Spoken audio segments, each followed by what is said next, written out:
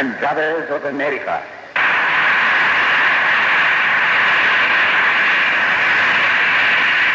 It fills my heart with joy unspeakable to rise in response to the warm and cordial welcome which you have given us. I thank you in the name of the most ancient order of monks in the world. I thank you in the name of the mother of religions. And I thank you in the name of the millions and millions of Hindu people of all classes and sects. My thanks also to some of the speakers on this platform who, referring to the delegates from the Orient, have told you that these men from far-off nations may well claim the honor of bearing to different lands the idea of toleration. I am proud to belong to a religion which has taught the world both tolerance and universal acceptance. We believe not only in universal toleration, but we accept all religions as true. I am proud to belong to a nation which has sheltered the persecuted and the refugees of all religions and all nations of the earth. I am proud to tell you that we have gathered in our bosom the purest remnant of the Israelites who came to southern India and took refuge with us in the very year in which their holy temple was shattered to pieces by Roman tyranny. I am proud to belong to the religion which has sheltered and is still fostering the remnant of the grand Zoroastrian nation. I will quote to you, brethren, a few lines from a hymn which I remember to have repeated from my earliest boyhood, which is every day repeated by millions of human beings. As the different streams, having their sources in different places, all mingle their water in the sea, so, O Lord, the different paths which men take through different tendencies, various though they appear, crooked or straight, all lead to thee. The present convention, which is one of the most august assemblies ever held, is in itself a vindication, a declaration to the world of the wonderful doctrine preached in the Gita. Whosoever comes to me, through whatsoever form, I reach him. All men are struggling through paths which in the end lead to me. Sectarianism, bigotry, and its horrible descendant, fanaticism, have long possessed this beautiful earth. They have filled the earth with violence, drenched it often and often with human blood, destroyed civilization, and sent whole nations to despair. If not been for these horrible demons, human society would be far more advanced than it is now. But their time is come, and I fervently hope that the bell that tolled this morning in honor of this convention may be the death knell of all fanaticism, of all persecutions with the sword or with the pen, and of all uncharitable feelings between persons wending their way to the same goal.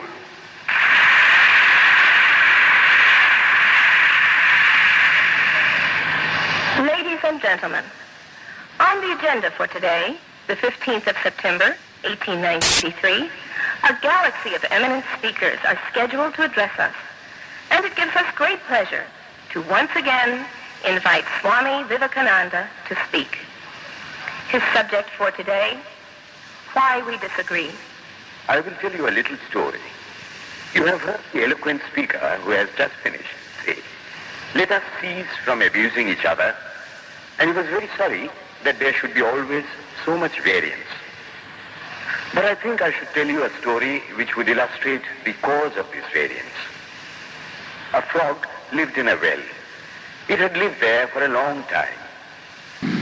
It was born there and brought up there, and yet was a little small frog. Of course, the evolutionists were not there then to tell us whether the frog lost its eyes or not. But for our story's sake, we must take it for granted that it had its eyes, and that it every day cleansed the water of all the worms and bacilli that lived in it with an energy that would do credit to our modern bacteriologists. In this way, it went on and became a little sleek and fat. Well, one day, another frog that lived in the sea came and fell into the well. "Where are you from?" "I am from the sea." "The sea? How big is that? Is it as big as my well?" and he took a leap from one side of the well to the other. "My friend," said the frog of the sea, "how do you compare the sea with your little well?" Then the frog took another leap and asked, "Is your sea so big?" "What nonsense you speak, to compare the sea with your well." "Well then," said the frog of the well, "nothing can be bigger than my well. There can be nothing bigger than this. This fellow is a liar, so turn him out." That has been the difficulty all the while. I am a Hindu. I'm sitting in my own little well and thinking that the whole world is my little well. The Christian sits in his little well and thinks the whole world is his well. The Mohammedan sits in his little well and thinks that is the whole world. I have to thank you of America for the great attempt you are making to break down the barriers of this little world of ours, and hope that in the future the Lord will help you to accomplish your purpose.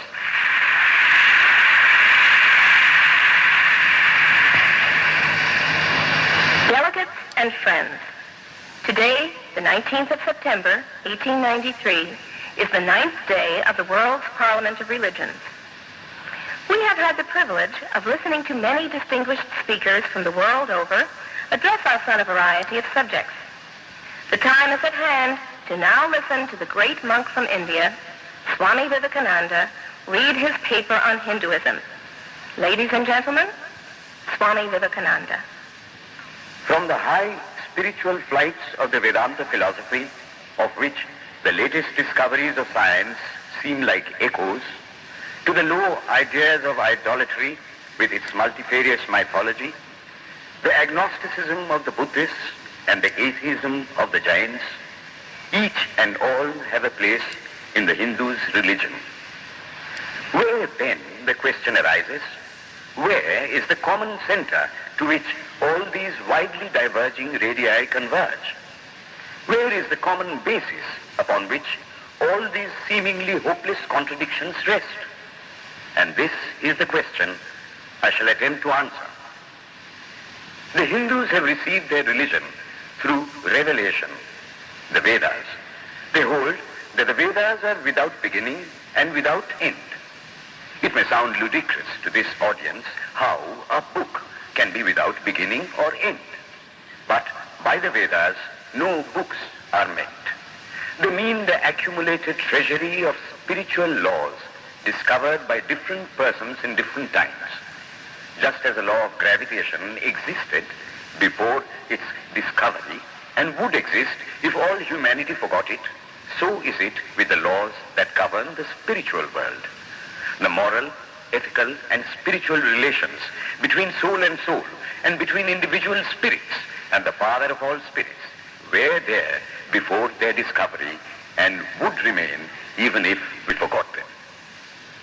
The discoverers of these laws are called rishis, and we honor them as perfected beings. I'm glad to tell this audience that some of the very greatest of them were women. Here it may be said that these laws, as laws, may be without end, but they must have had a beginning. The Vedas teach us that creation is without beginning or end. Science is said to have proved that the sum total of cosmic energy is always the same. Then, if there was a time when nothing existed, where was all this manifested energy?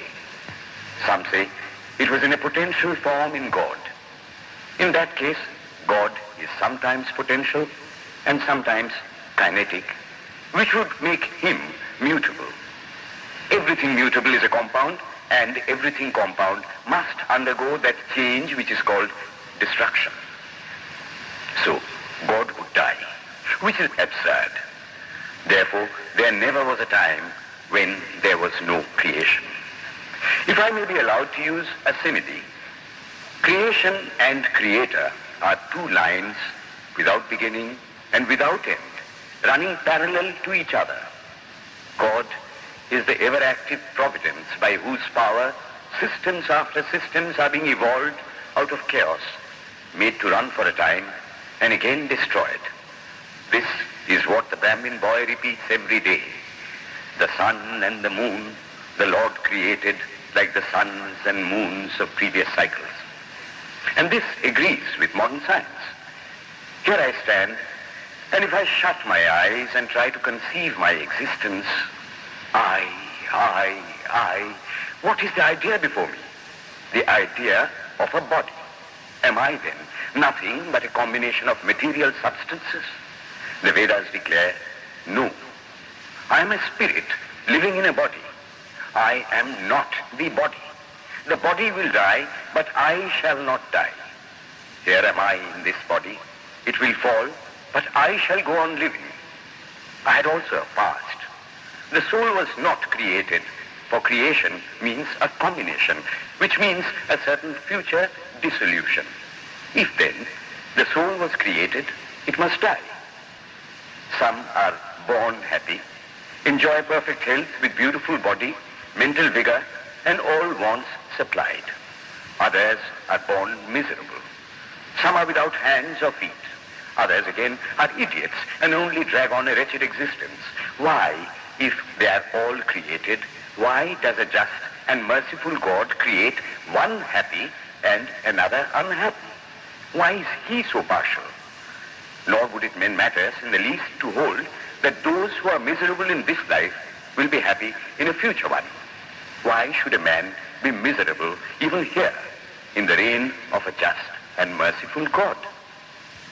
In the second place, the idea of a creator God does not explain the anomaly, but simply expresses the cruel fiat of an all-powerful being. There must have been causes then, before his birth, to make a man miserable, and those were his past actions. Are not all the tendencies of the mind and the body accounted for by inherited aptitude? Here are two parallel lines of existence, one of the mind, the other of matter. If matter and its transformations answer for all that we have, there is no necessity for supposing the existence of a soul.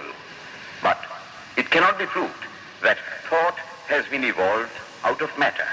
And if a philosophical monism is inevitable, spiritual monism is certainly logical and no less desirable than a materialistic monism. But neither of these is necessary here. We cannot deny that bodies acquire certain tendencies from heredity, but those tendencies only mean the physical configuration through which a peculiar mind alone can act in a peculiar way. There are other tendencies peculiar to a soul caused by his past actions, and a soul with a certain tendency would, by the laws of affinity, take birth in a body which is the fittest instrument for the display of that tendency. This is in accord with science, for science wants to explain everything by habit, and habit is got through repetitions. So, repetitions are necessary to explain the natural habits of a newborn soul, and since they were not obtained in this present life, they must have come down from past lives. There is another suggestion. Taking all these for granted, how is it that I do not remember anything of my past life? This can be easily explained. I am now speaking in English. It is not my mother tongue. In fact, no words of my mother tongue are now present in my consciousness. But let me try to bring them up. And they rush in. That shows that consciousness is only the surface of the mental ocean, and within its depths are stored up all our experiences. Try and struggle. They would come up, and you would be conscious even of your past life. This is direct and demonstrative evidence. Verification is the perfect proof of a theory, and here is the challenge thrown to the world by the rishis. We have discovered the secret by which the very depths of the ocean of memory can be stirred up. Try it, and you would get a complete reminiscence of your past life. So then, the Hindu believes that he is a spirit. Him the sword cannot pierce, him the fire cannot burn, him the water cannot melt, him the air cannot dry.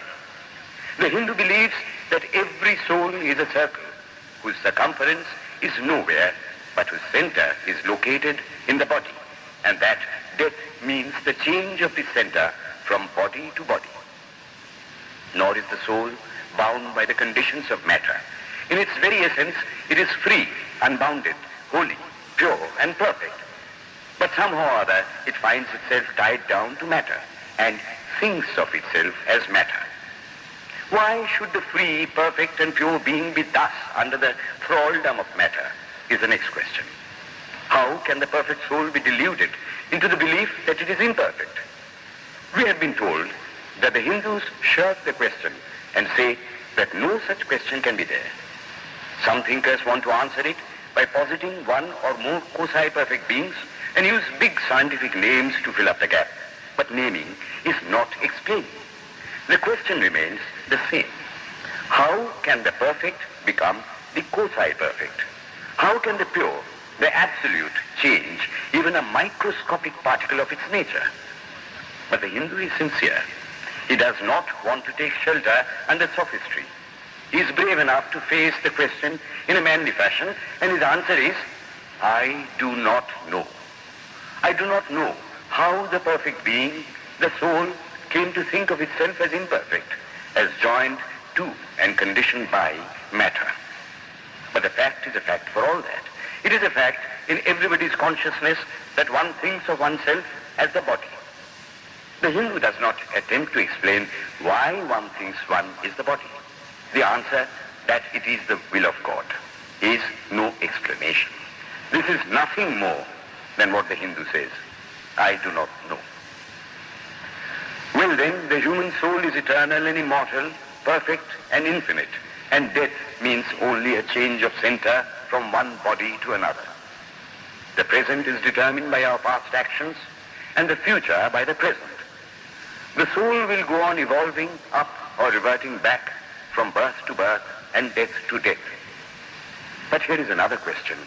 Is man a tiny boat in a tempest, raised one moment on the foamy crest of a billow and dashed down into a yawning chasm the next, rolling to and fro at the mercy of good and bad actions, a powerless, helpless wreck in an ever-raging, ever-rushing, uncompromising current of cause and effect, a little moth placed under the wheel of causation, which rolls on, crushing everything in its way, and waits not for the widow's tears or the orphan's cry? The heart sinks at the idea. Yet, this is the law of nature. Is there no hope? Is there no escape? Was the cry that went up from the bottom of the heart of despair. It reached the throne of mercy, and words of hope and consolation came down and inspired a Vedic sage, and he stood up before the world and in trumpet voice proclaimed the glad tidings. Hear ye, children of immortal bliss, even ye that reside in higher spheres. I have found the Ancient One who is beyond all darkness, all delusion. Knowing him alone, you shall be saved from death over again. Children of immortal bliss. What a sweet, what a hopeful name. Allow me to call you, brethren, by that sweet name, heirs of immortal bliss. Yea, the Hindu refuses to call you sinners. We are the children of God, the sharers of immortal bliss, holy and perfect beings. Ye divinities on earth, sinners, it is a sin to call a man so. It is standing libel on human nature. Come up, O lions, and shake off the delusion that you are sheep. You are souls immortal, spirits free, blessed and eternal. Ye are not matter, ye are not bodies. Matter is your servant, not you the servant of matter. Thus it is that the Vedas proclaim not a dreadful combination of unforgiving laws, not an endless prison of cause and effect, but that at the head of all these laws, in and through every particle of matter and force, stands one, by whose command the wind blows, the fire burns, the clouds rain, and death stalks upon the earth. And what is his nature? He is everywhere, the pure and formless one, the almighty and the all-merciful. Thou art our Father, thou art our Mother, thou art our beloved friend, thou art the source of all strength. Give us strength. Thou art he that beareth the burdens of the universe. Help me bear the little burden of this life. Thus sang the rishis of the Vedas. And how to worship him? Through love. He is to be worshipped as the one beloved, dearer than everything in this and the next life. This is the doctrine of love declared in the Vedas, and let us see how it is fully developed and taught by Krishna, whom the Hindus believe to have been God incarnate on earth. He taught that a man ought to live in this world like a lotus leaf, which grows in water but is never moistened by water.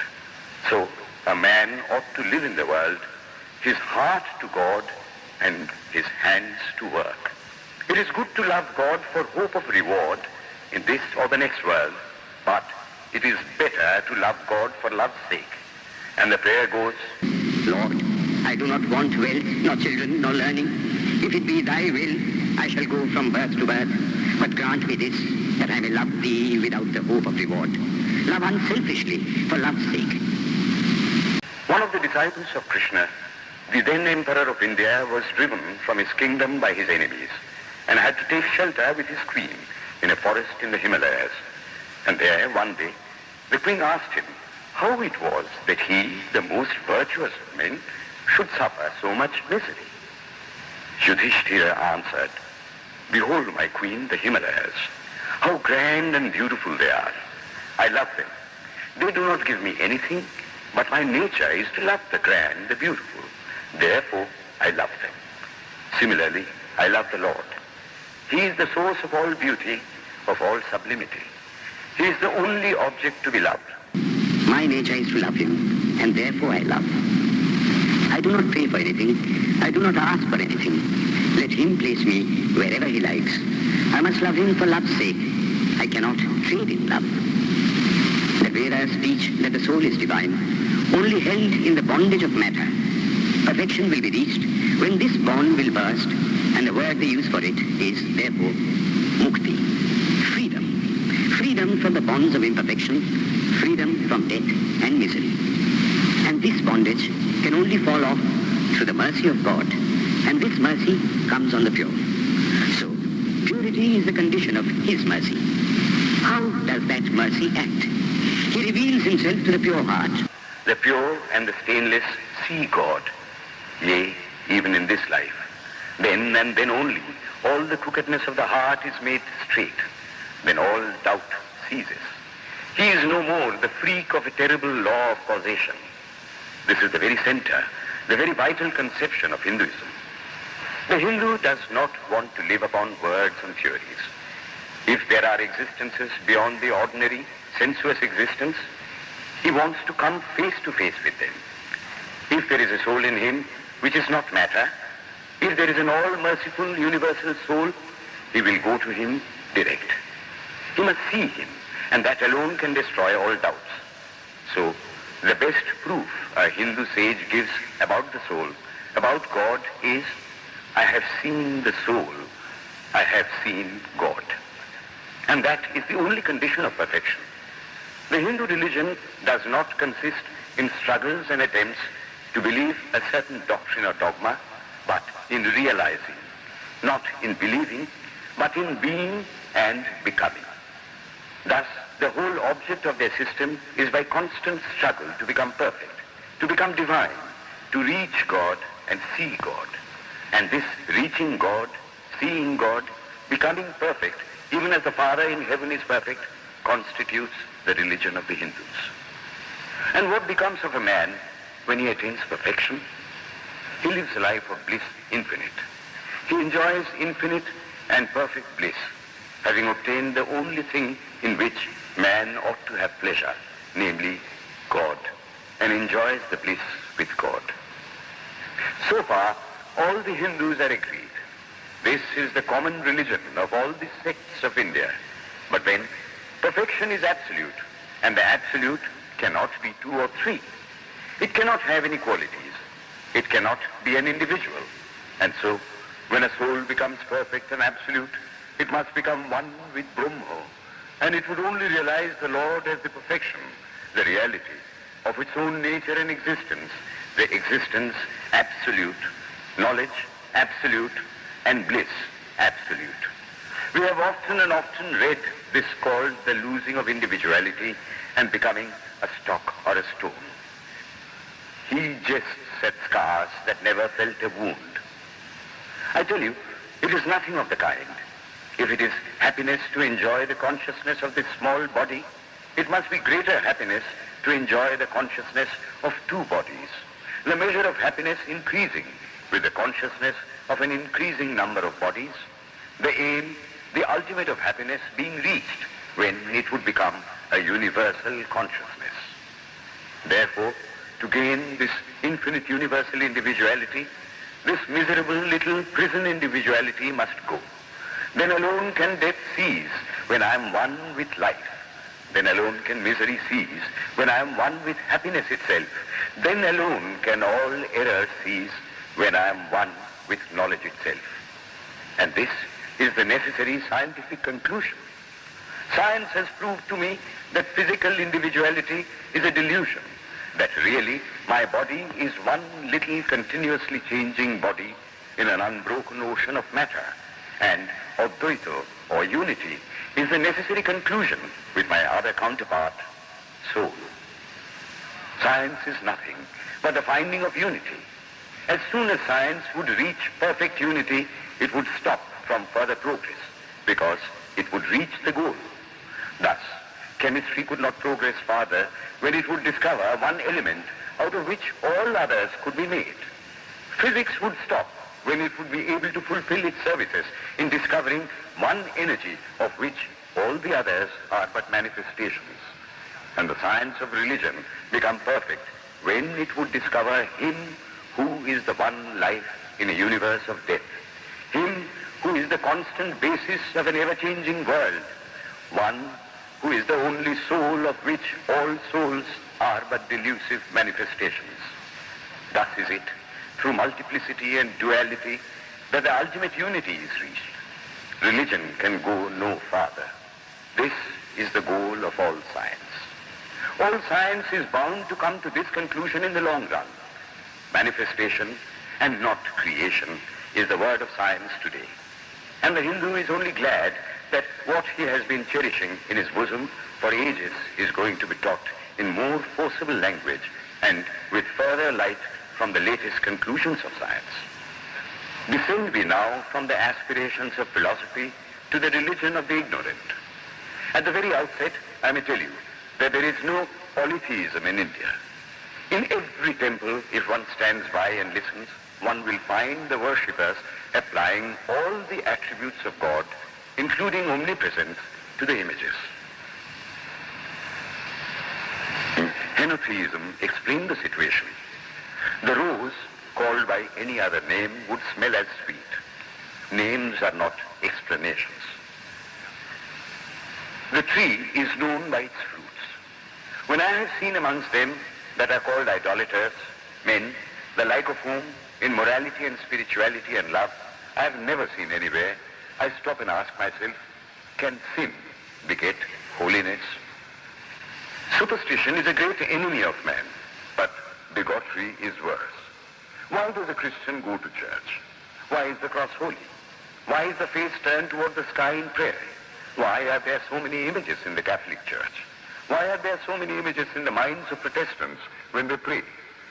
My brethren, we can no more think about anything without a mental image than we can live without breathing. By the law of association, the material image calls up the mental idea and vice versa. This is why the Hindu uses an external symbol when he worships. He will tell you it helps to keep his mind fixed on the being to whom he prays. By the law of association, the material image calls up the mental idea and vice versa. After all, how much does omnipresence mean to almost the whole world? It stands merely as a word, a symbol. Has God superficial area?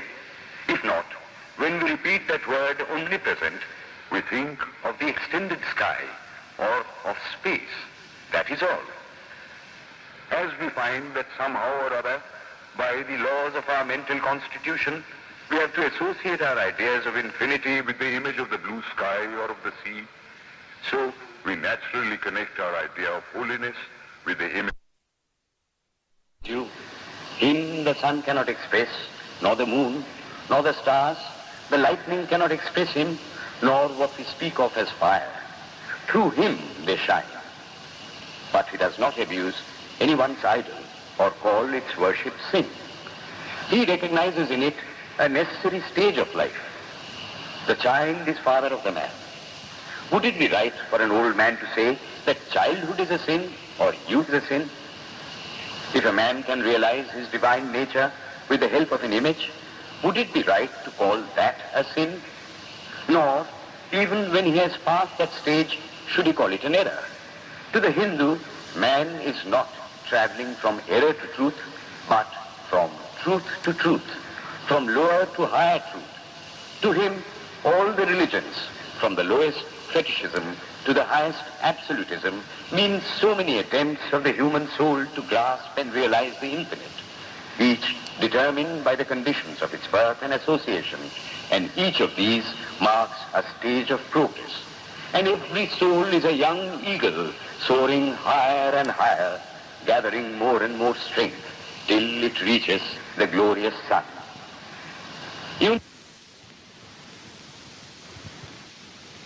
From the lowest fetishism to the highest absolutism means so many attempts of the human soul to grasp and realize the infinite, each determined by the conditions of its birth and association, and each of these marks a stage of progress. And every soul is a young eagle soaring higher and higher, gathering more and more strength till it reaches the glorious sun.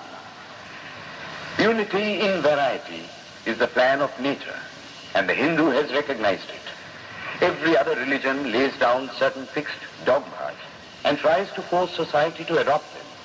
It places before society only one coat which must fit Jack and John and Henry all alike. If it does not fit John or Henry, he must go without a coat to cover his body.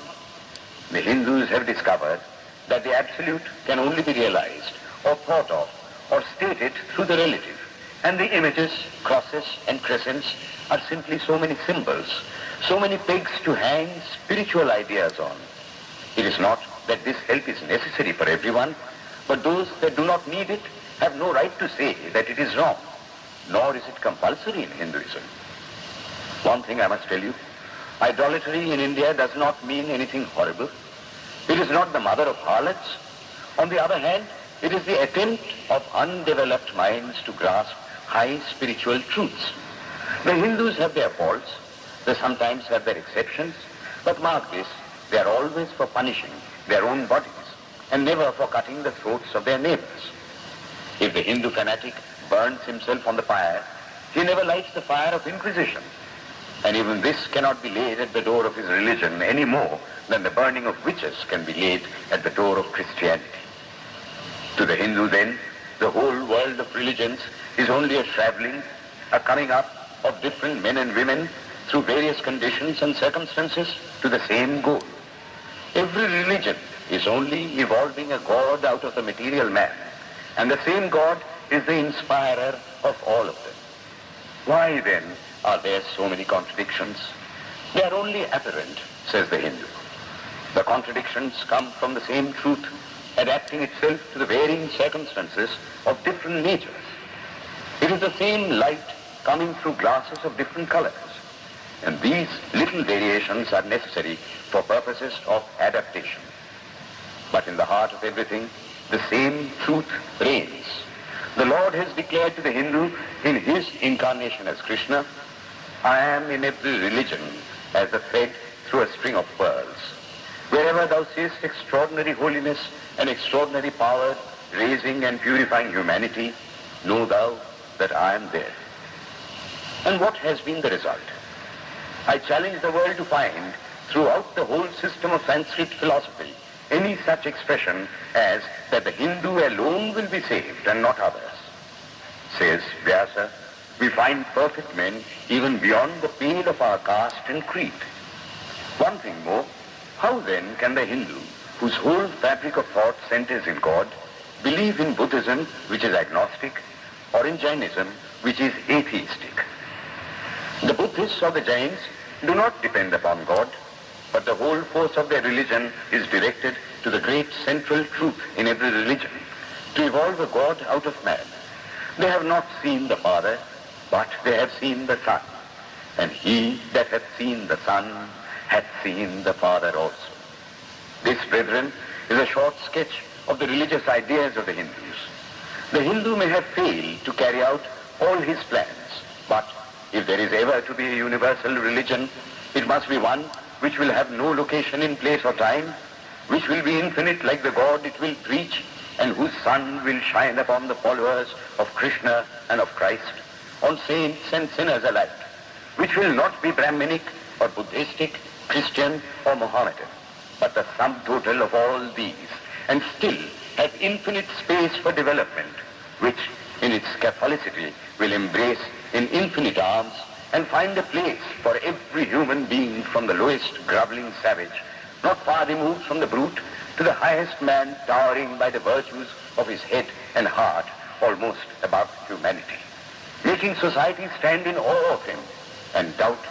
It will be a religion which will have no place for persecution or intolerance in its polity, which will recognize divinity in every man and woman, and whose whole scope, whose whole force will be centered in aiding humanity to realize its own true divine nature.